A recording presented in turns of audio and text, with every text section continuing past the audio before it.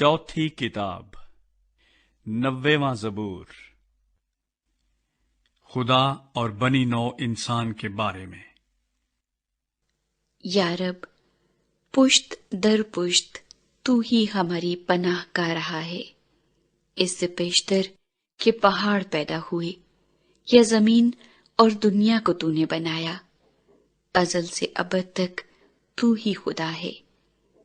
तू इंसान को फिर खाक में मिला देता है और फरमाता है, ऐ बनी आदम लौट आओ, क्योंकि तेरी नजर में 1000 बरस ऐसे हैं जैसे कल का दिन जो गुजर गया और जैसे रात का एक पहर।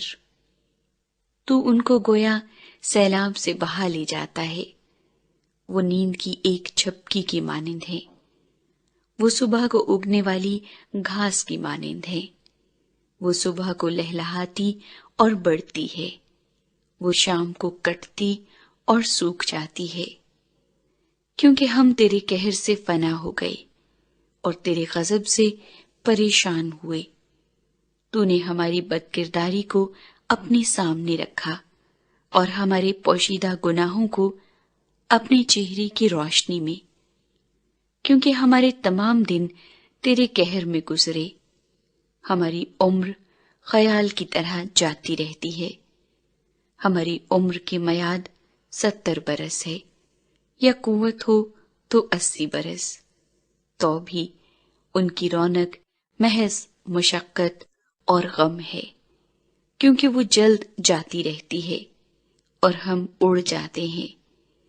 तेरे कहर की शिद्दत को कौन जानता है, और तेरे खौफ के मुताबिक तेरे गजब को। हमको अपने दिन गिनना सिखा, ऐसा कि हम दाना दिल हासिल करें।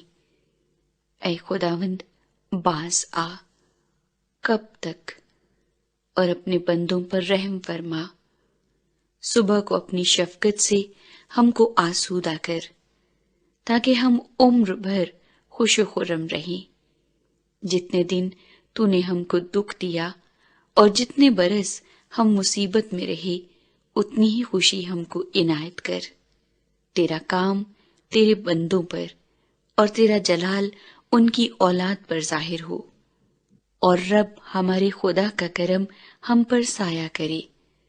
हमारे हाथों के काम को हमारे लिए कयाम बख्श। हाँ, हमारे हाथों के काम को कयाम बख्श दे।